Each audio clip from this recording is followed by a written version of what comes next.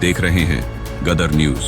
अध्यक्ष महोदय, अंत में यहाँ कहा गया है कि बोकारो इस्पात संयंत्र से सहमति अनापत्ति प्रमाण पत्र प्राप्त होने के उपरांत बोकारो इस्पात संयंत्र द्वारा अधिग्रहित गांवों में पंचायती राज व्यवस्था लागू कराने के हेतु नियमानुसार अग्रतर कार्रवाई की जाएगी।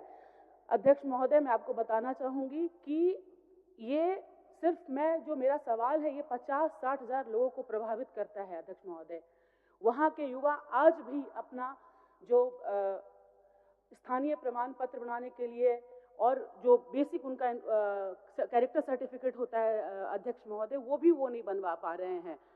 जैसा कि यहाँ पे कहा गया है कि नहीं, जब वो एनओसी देगा सेल, अध्यक्ष महोदय एनओसी सेल कभी नहीं देगा।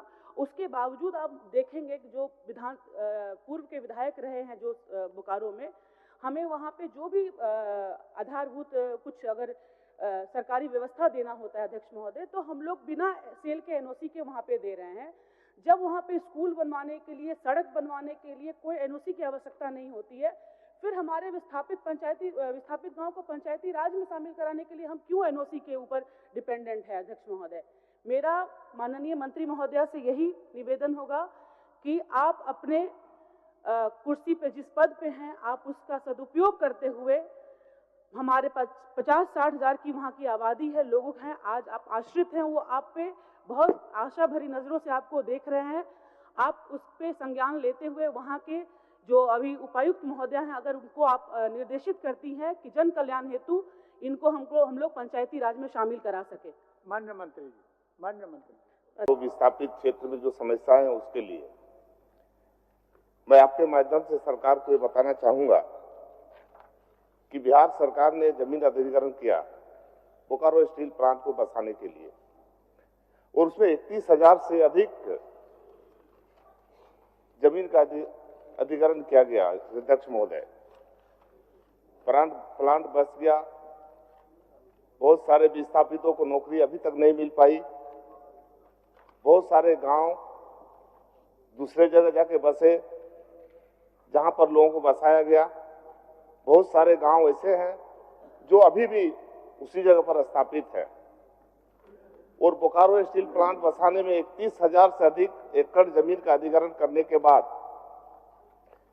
अभी आप अवलोकन करेंगे तो आप देखेंगे कि करीब 4,500 एकड़ में आपको वहां पर अतिक्रमण किया हुआ है। अब जो लोग अतिक्रमण किए हुए हैं, अवैध रूप से बसे हैं, वैसे लोगों को सरकारी योजनाओं का लाभ दिया जा रहा है। उसमें हम राशन भी देते हैं, किरासन तेल भी देते हैं। और आज के समय में वहां के वर्तमान पिछले जो विधायक थे, उन्होंने वहां चापाकल बजाबते विधायक मद से गाड़ा, पीसीसी बनाया, डीप बोरिंग कराया, उसका एनओसी आज के समय में उनको लेना नहीं पड़ा।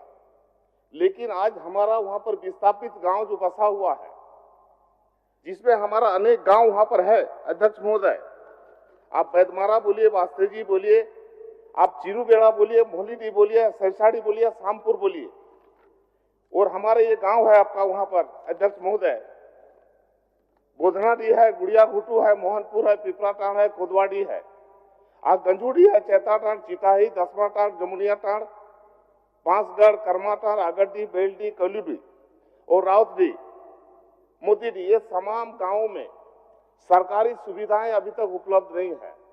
दूसरे में जो विधायिका ने आपको सवाल उठाया है कि बहुत दिनों से लोगों का आशा और आकांक्षा है कि हमको पंचायत का दर्जा दिया जाए। आप प्रश्न के रूप में पूछिए। प्रश्न अध्यक्ष महोदय, इसको गंभीरता से समझा जाए। समझ रहे हैं। मेरी बात, हमारा कहना यह है कि ये जो गांव वंचित हैं सरकारी योजनाओं से, इसलिए इन गांवों को सरकारी योजना तभी उपलब्ध हो सकता है जब हम उसको पंचायत का दर्जा देंगे। लेकिन बोकारो स्टील प्लांट बोलता है डीड ऑफ कन्वेंस हमारा हुआ है, हम डीड ऑफ कन्वेंस, हम जमीन का स्वामित्व हमारे पास है, इसलिए हम एनओसी नहीं देंगे। और हम ये अब सरकार से सवाल करना चाहते हैं अध्यक्ष महोदय कि जो भी सरकारी अधिग्रहण जमीन हुई है, भारत सरकार ने बहुत सारे स्टील कारखाना लगाया, राउरकेला लगाया, दुर्गापुर लगाया, भिलाई लगाया। क्या हम सरकार से जानना चाहते हैं कि उन जगह पर जो अधिग्रहण जमीन है, क्या उन जमीनों को भी डीड ऑफ कन्वेंस सेल के द्वारा किया गया है? अगर नहीं किया गया है तो बोकारो स्टील प्लांट में डीड ऑफ कन्वींस के तहत सेल को जमीन किस कानून और किस आधार पर दिया गया, चलिए। और यही डीड ऑफ कन्वींस को दिखा करके हमारे गांव के लोगों को पंचायत का दर्जा देने के लिए सरकार को बाधा पहुंचाने का काम कर रहा है। मतलब एकदम एकदम छोटा छोटा